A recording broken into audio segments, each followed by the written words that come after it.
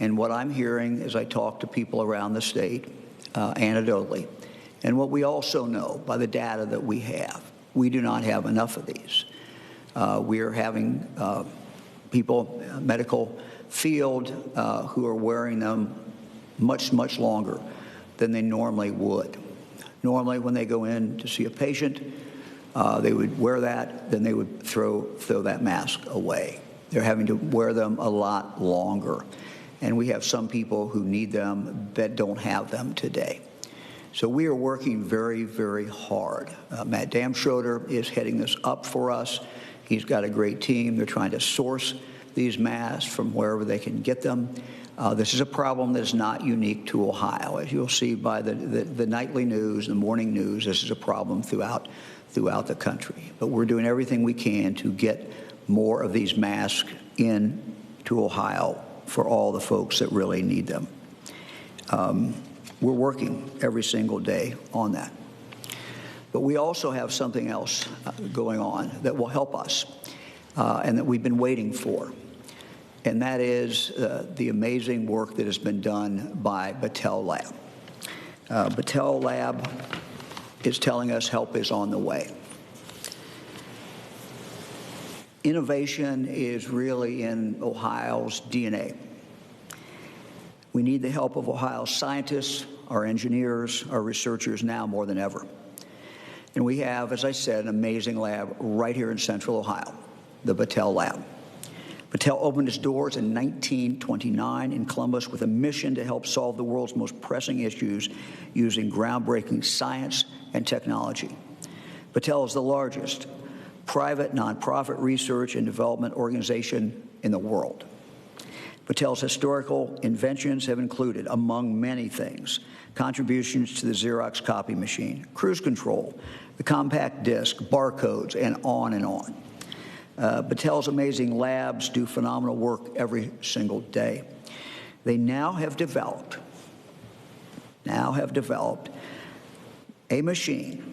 machines with the capability to sterilize 80,000 used masks per day.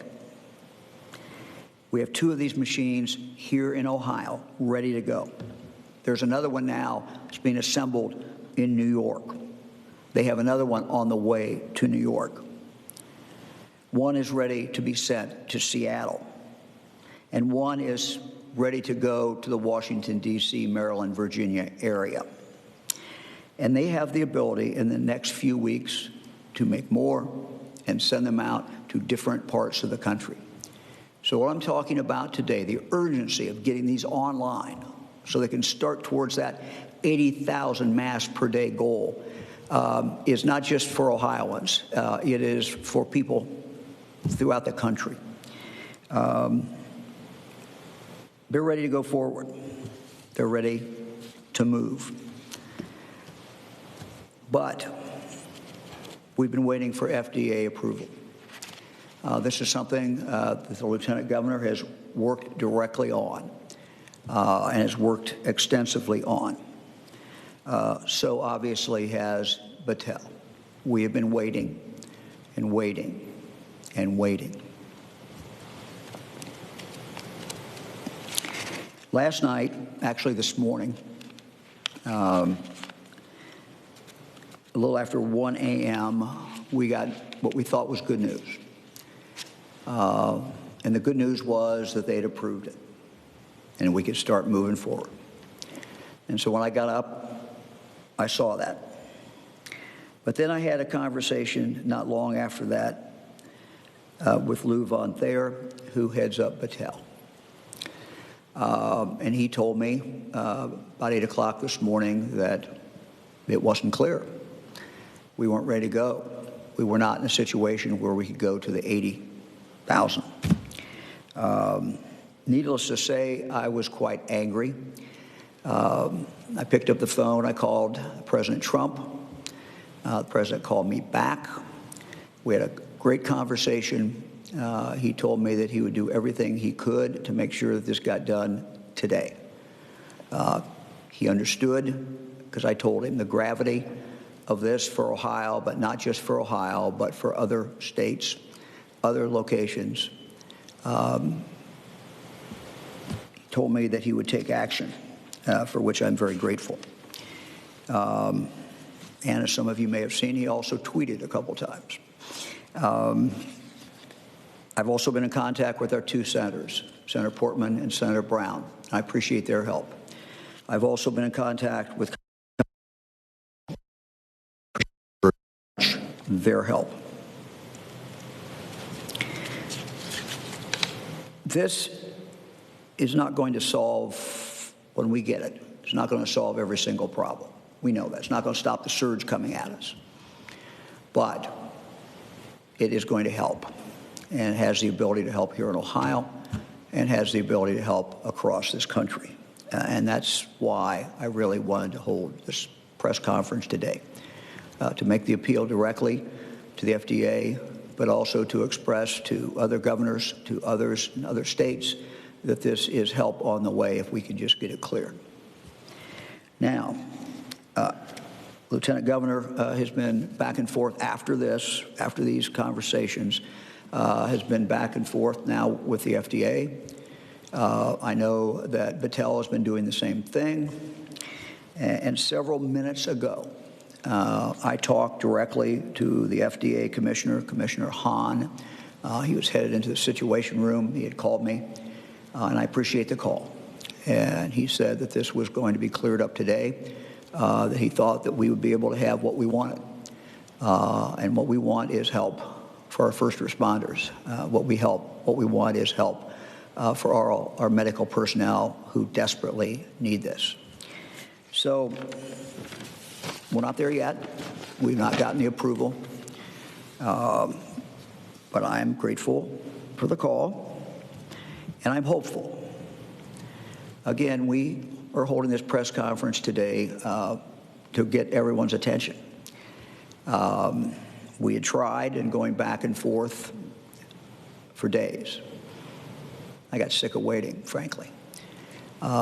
We owe this to Ohioans. We owe this to people across this country. Let me now ask Lou, see if Lou is up on the screen yet. We're following our distancing. Lou, how are you doing? I'm doing great, Governor.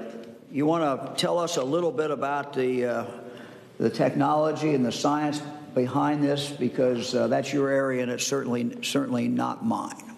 Sure. And first, sir, I'd like to thank you and Lieutenant Governor, our representatives and others have helped us move to the top of the FDA's file.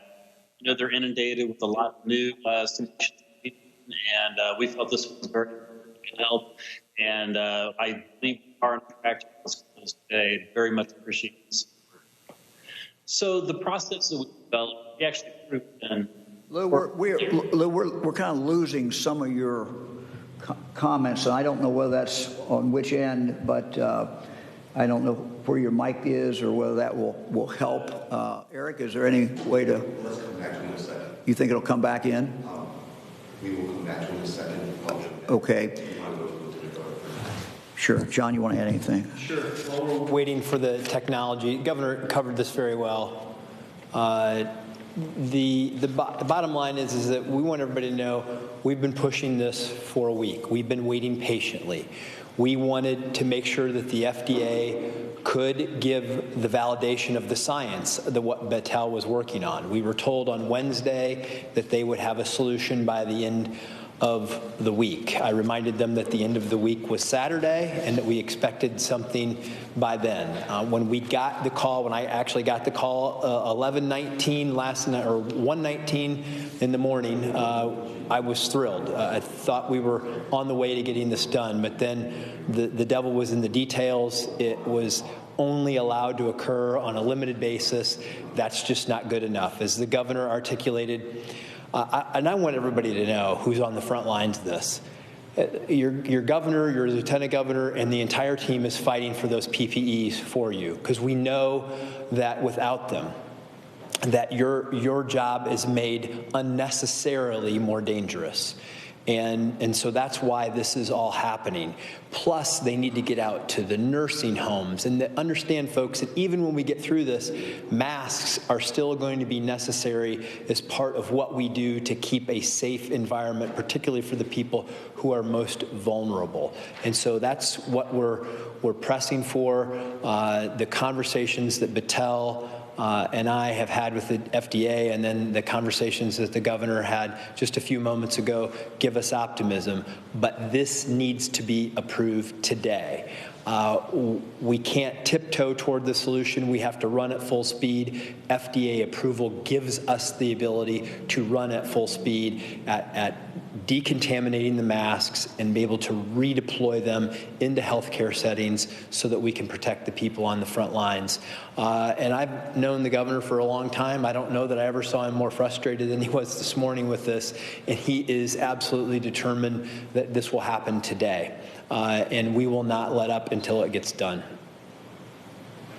Let me, Lou's going to come back up in a moment, but let me just give the cases and numbers update for today, Sunday. And I would also tell everyone who's watching, detailed numbers are available on the dashboard at coronavirus.ohio.gov. That's coronavirus, one word, .ohio.gov. We now have 1,653 confirmed cases. We have 29 deaths, 403 hospitalizations, number of ICU admissions 139, counties with cases 66, the age range is 1 to 98, median age is 52 years, total tested 24,376 as of today. So Lou, let's try you again. Again, the CEO of Battelle. We appreciate what you all are doing, and we're anxious for you to start cranking out the sterilization of these masks. And I believe you might indicate also how many times that you can do this per mask. I think that's an interesting fact. Yes, sir. Can you hear me better? I can hear you. Okay. So first off, Governor, I don't know how much you heard before, but let me thank you and Lieutenant Governor for your tireless efforts to help us get these things through the FDA. The FDA is inundated with many new ideas coming in, and to get this on top of the pile has been very helpful. And I'm optimistic we'll get through those approvals very soon, hopefully today. So we actually developed a technology at Battelle. We did this a couple of years ago with the FDA that showed that we could take N95 respirators and we could clean them with a concentrated hydrogen peroxide vapor for a period of several hours and basically decontaminate them for lots of things, including bugs that are worse than COVID-19. We've since tested that here. We've proven it. And we started about a month ago to build systems up, and we've now built a system that can scale and do tens of thousands a day, as you've spoken of. Each mask can be cleaned and reused up to 20 times. And the way this process will work is we're coordinating with local hospitals, starting here in Central Ohio. Then we want to expand out into those places that you mentioned earlier. So the hospitals will collect the masks. They get wrapped in plastic. Then as they get ready to ship, they put them in a second plastic bag. That bag is wiped down with alcohol to ensure the outside of it's not contaminated. It's couriered to our facility.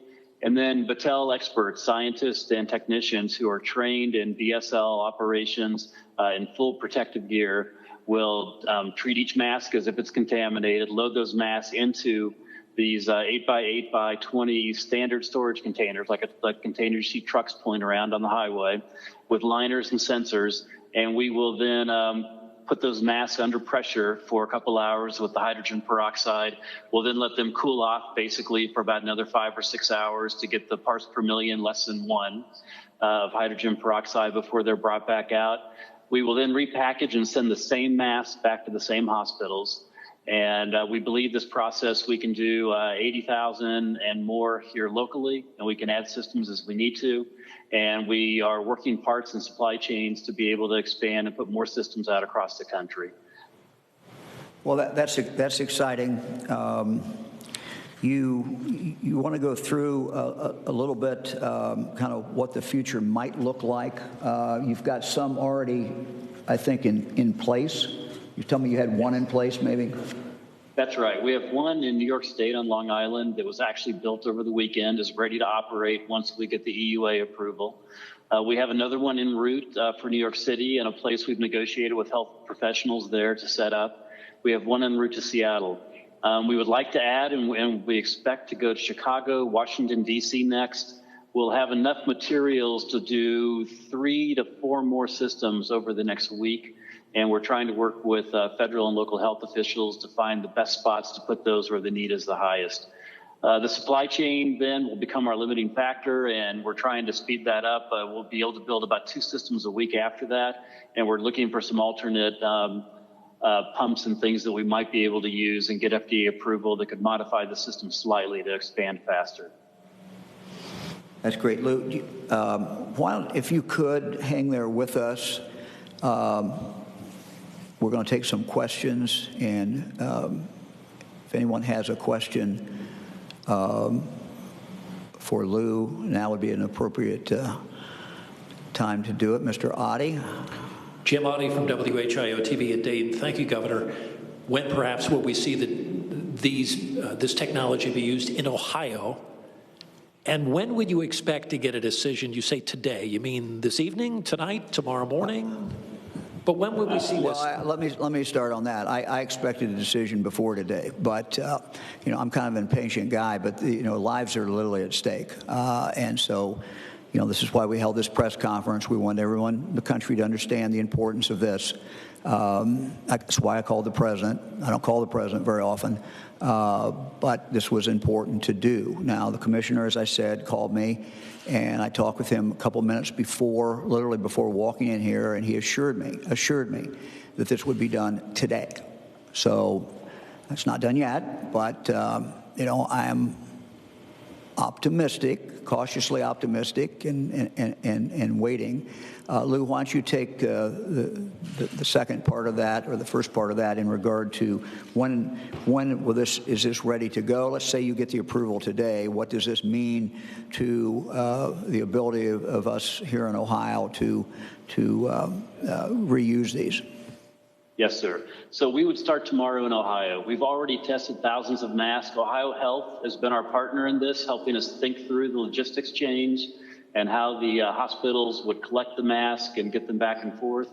So we've already done a few thousand of these in a test case, and we're now ready to turn the operation on. So we have one system with 4 containers fully up and operational today in Ohio, and I suspect we will start to take inventory tomorrow and be sending masks back on Tuesday of this week.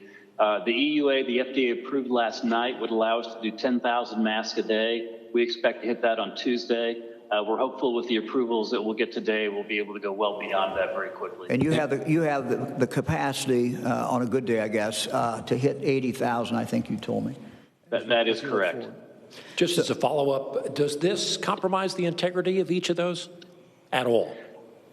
So up to 20 times, the integrity of the mask is maintained. After that, you will see degradation in the mask. So we actually keep a count to how many times the masks go through this process, so that any mask is damaged, any mask that is soiled or has other items on it, or any mask that hits that 20th recycle will be thrown away. Hi, this is Shane Stegmiller with Hannah News Service. So are both of the systems in Ohio, they're deployed here at Patel and Columbus, correct? That's correct. They're actually at our West Jefferson facility, about 20 miles west of our headquarters. And are you taking masks from all over the state once you get the approval to go, or are you just kind of focusing on Central Ohio, or how is that working? No, we plan to take from all over the state. We've been coordinating through the Hospital Association with each of the systems, and we'll stand ready to help everyone in the state.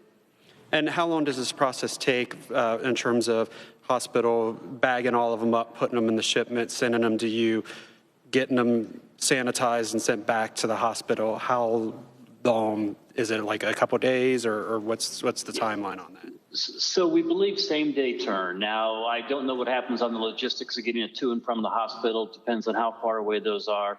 But we'll be turning at 80,000 masks a day, and we should be able to keep up with that demand for some time here in Ohio and get literally 24-hour turn out of our plant, plus the logistics of getting them back and forth. Now, do you have a specialized courier that you're using that you send directly to the hospital, or the hospital sends to you, or you're not just, are you sending them through the mail? How do they get to you? Yeah. So right now the hospitals are organizing and we're working those couriers. We're also talking to two of the bigger providers, Cardinal and Steris, potentially to have them help in some cities with the logistics activities. Thank you. Hi, this is Andrew Tobias with Cleveland.com. Did the FDA in any way raise concerns that a larger scale-up of this would reduce the efficacy or safety of this process, or otherwise explain why they chose a limited approval? I think there's just been a lot of moving parts at once, and to get the understanding, what really matters is that you get the right concentration of pressure of hydrogen peroxide to each of the masks. As long as that happens, it doesn't matter how many are in a container, as long as there's room around them to absorb the hydrogen peroxide. I think helping them understand that and being able to share some of our data around those items is what's helping us get through some of the misunderstandings early on. And these are concerns the FDA raised then? So we've been back and forth in a dialogue. I think they're very comfortable with the technology, and it's the logistics and just making sure they understand exactly how we're going to use the system is the parts that we're working through the final details on. Thank you. And a follow-up for the governor. There have been some reports where some governors have maybe been concerned about criticizing the president's response and possibly harming their state's response and their ability to get supplies and things like that. Do you feel comfortable that you can raise these concerns as needed? And did you consider this when you made this decision today? And I didn't hear the last part. Did I do what? If you considered, the effects of maybe angering the federal government by choosing to criticize them in the way that you did and going public, basically. Look, I called the president. I had no concerns about that. I called the president this morning, called the White House operator. The president called me back. He said, what do you need? What's going on? I explained to him. We had a good conversation. He got it. He understood it. He understands the importance of protecting our first responders, our hospital personnel. He understands that we don't have enough. And no, he was great. He said, look, I'm moving. He said, I'll get this done. Thank you. Good afternoon, gentlemen. Jeff Reddick from ABC 6 News here in Columbus. Yesterday, Governor, you spoke quite a bit about asking people in the state or businesses in the state to donate a lot of items besides masks, PPE, that are needed right now. Is there a process by which Battelle could begin to sterilize other types of PPE? And then to follow up, Governor, would you also state whether or not that outreach helped yesterday, if you know?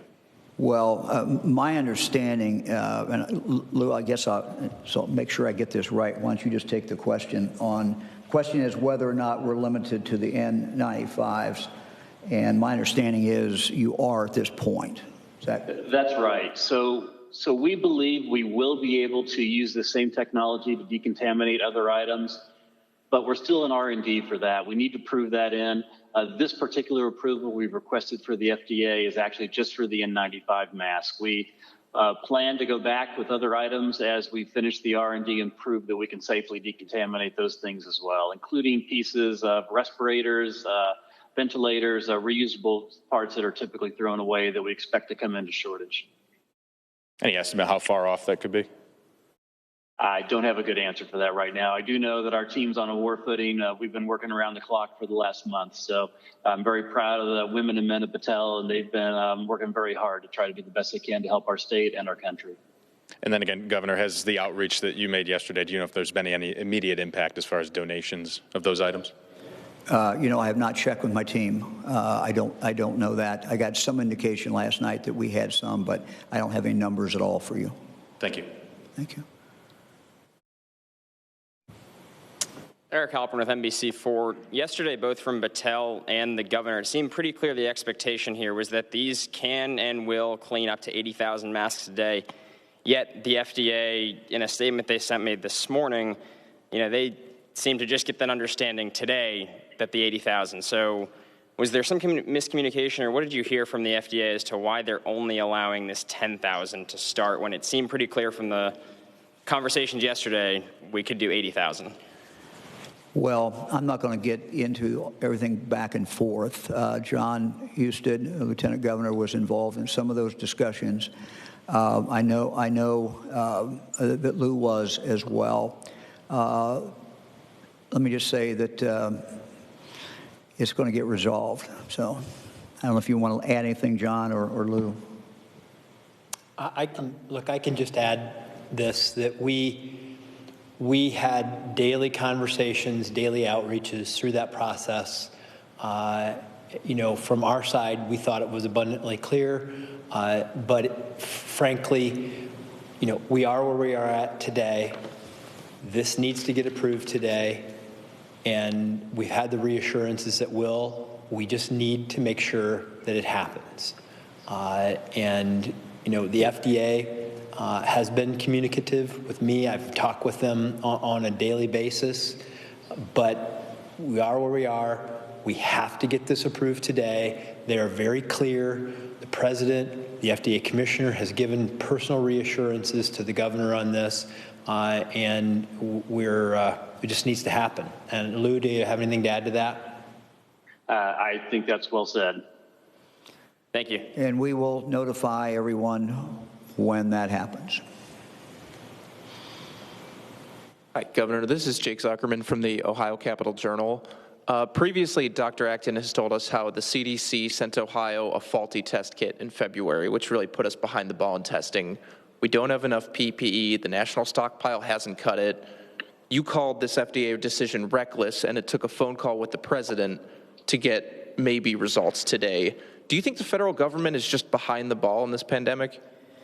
Look, when I talk to the president,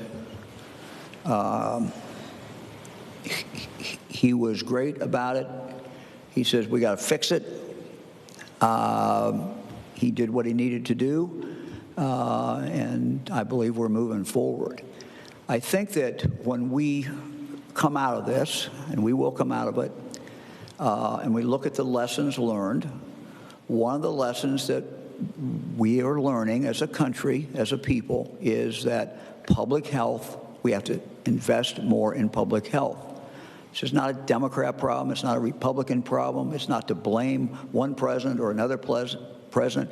This has been going on for a long time in this country, that we do not focus enough on public health.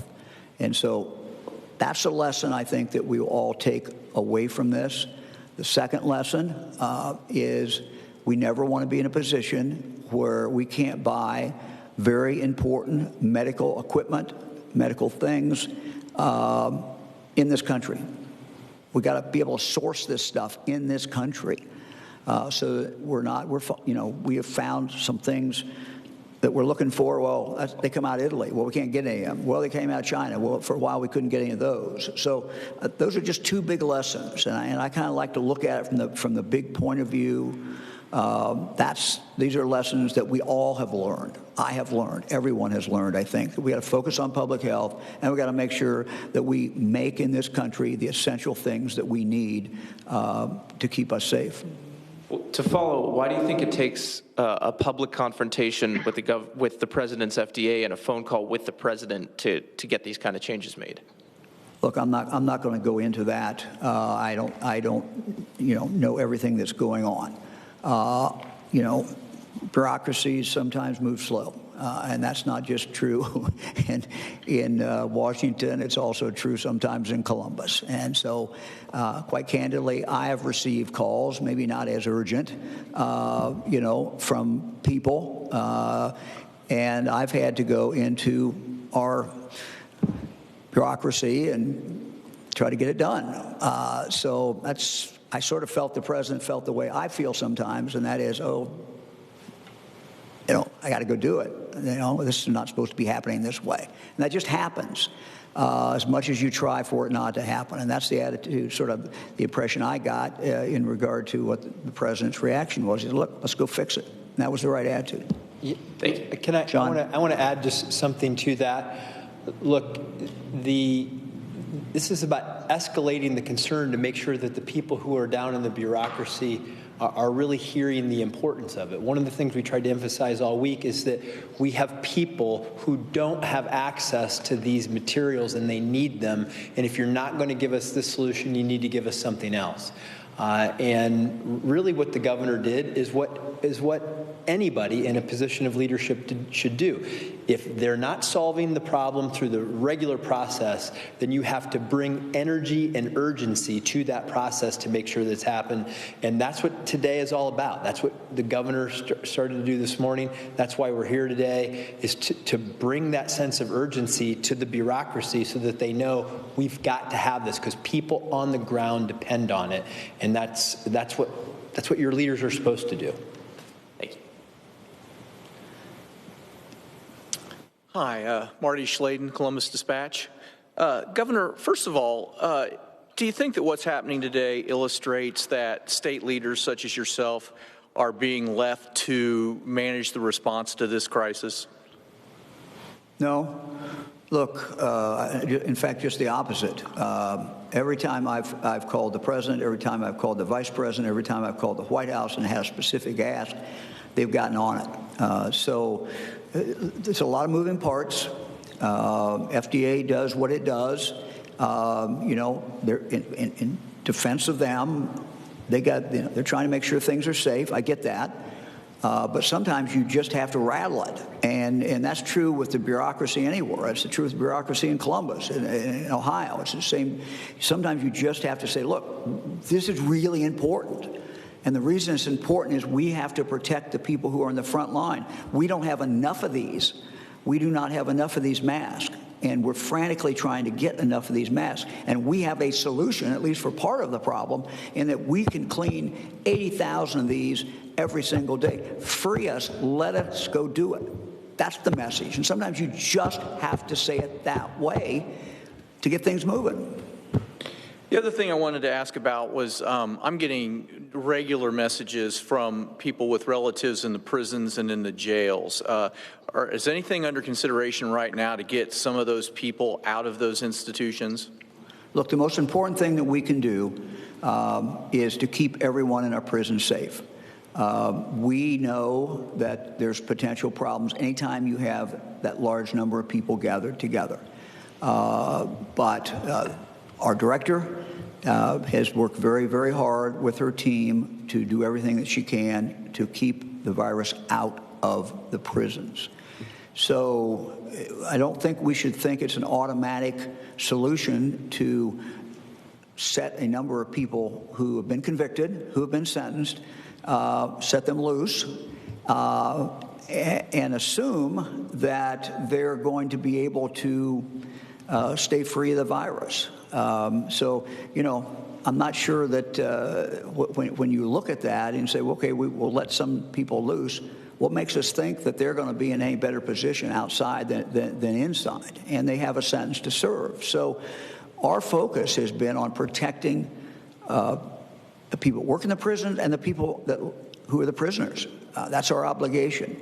And I can tell you, after having worked with DRC for a number of years, I did this when I was lieutenant governor, they focus every single day on the safety of their prisoners and the safety of their personnel.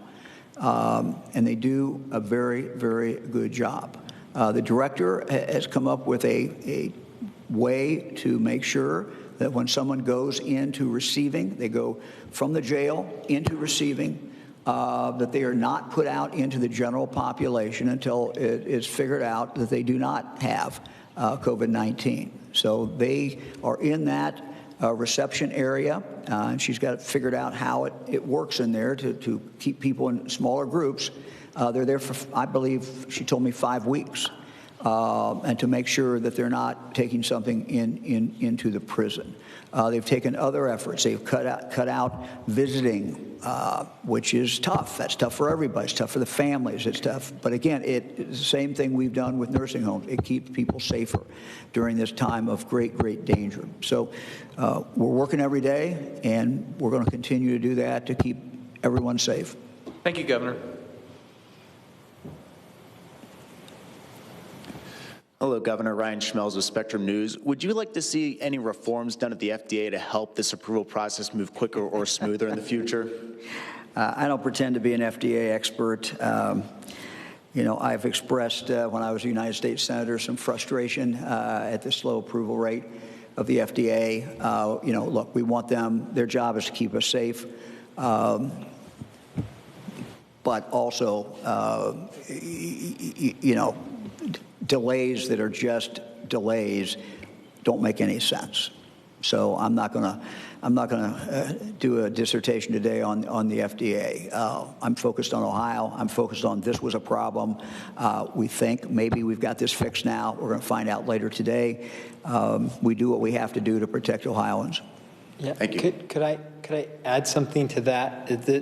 As we've talked with the FDA this week, their focus is on safety. That's what they're doing. People are coming to them with innovations. They're focused on safety. Our focus, though, was on the urgency of what the problem is on the ground, that people don't have these. And so that's the natural tension that builds between the two. We're pushing for speed. They're pushing for safety. And in the end, we're going to get there today. But this was necessary to force that change to occur. What happened today, one of the things that has happened today, going back and forth, is we've compressed into a short period of time what sometimes just takes days. And we've said, okay, you got questions? Ask the questions. Patel will give you the answers. Do it. Let's just do it. Get it done.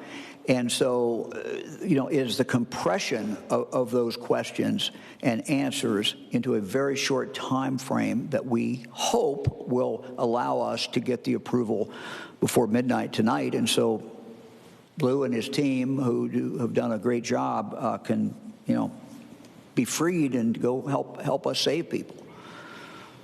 Thank you.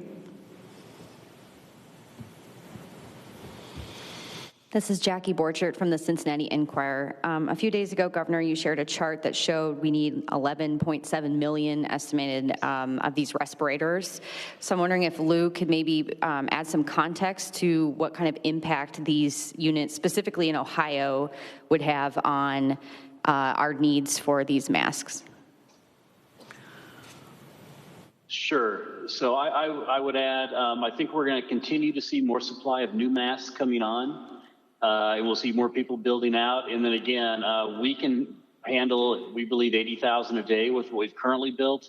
And we can build out more capacity here if there's more need. So we can actually scale that. As we're putting systems around the country, we can keep another system here.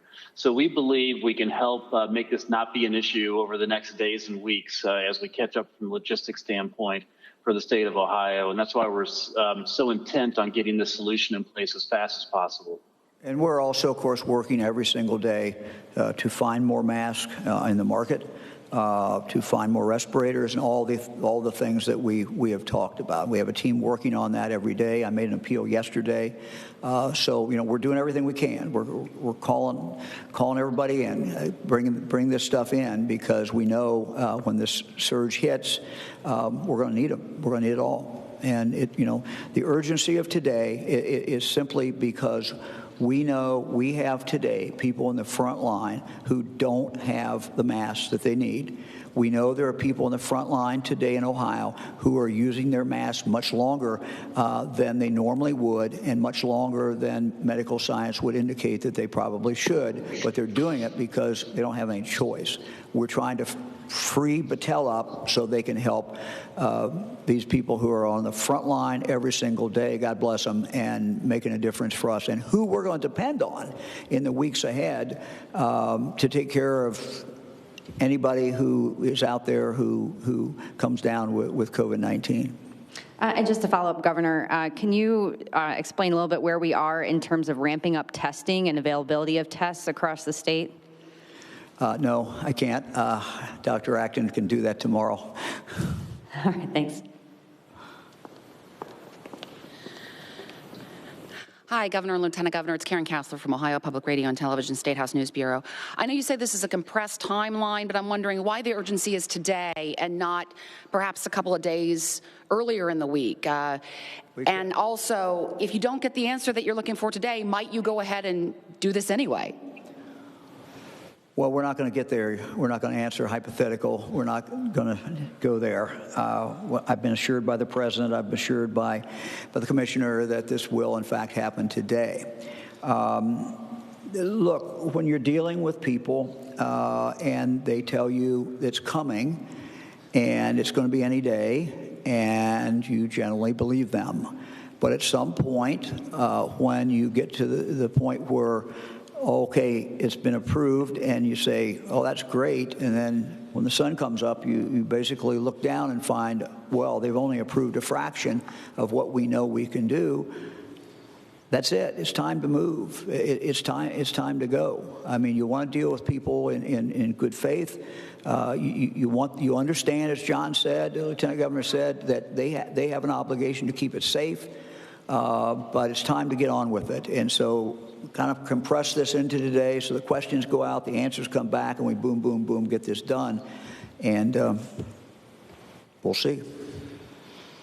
Thank you. Okay, looks like we are, Governor, that was the last question. That was the last question. All right, well, Lou, thank you. Thanks to your team. Tell them all we are very grateful for what they're doing, and we hope when the sun comes up tomorrow, you guys are ready to roll. Thank you, Governor, and thank you for your support and you and the Lieutenant Governor and everyone else's tireless efforts. So we're all in this together, and we appreciate your leadership. Thank you very much. Well, as we all knew, that we were not planning this press conference today, but I want to close by sharing a performance that was specifically shared with our office, came into us by Malone University's chorale. And here's what they wrote. This is the first performance of the Malone University Virtual Choir under the direction of John C. Peterson, who also serves as director of the All-Ohio State Fair Youth Choir. And, of course, we've seen him at the fair many times. These students prepared a blessing from the book of Numbers called The Lord Bless You and Keep You by Peter Lutkin. They've taken social distancing and turned it into social distance sing. So I thank Dr. Peterson, Malone University Virtual Choir, and to everyone out there, may the Lord bless you and keep you. And we will end with the Malone Choir. The Lord bless you and keep you. The Lord lift his countenance upon you and give you peace. And give you peace. And give you peace. The Lord make his face to shine upon you. And be gracious unto you. And be gracious. The Lord be gracious. Gracious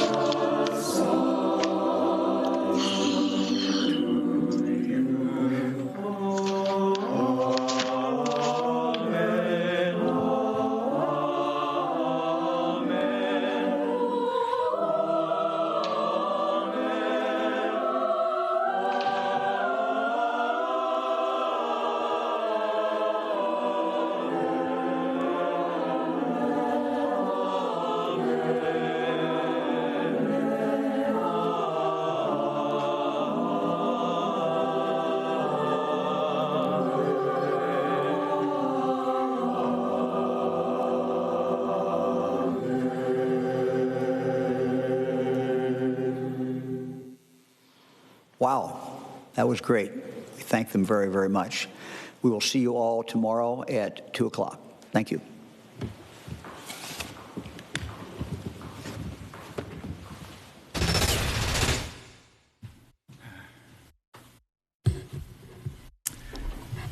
Good afternoon, everyone. Thank you for joining us today for the latest update on the COVID-19 national emergency and state emergency.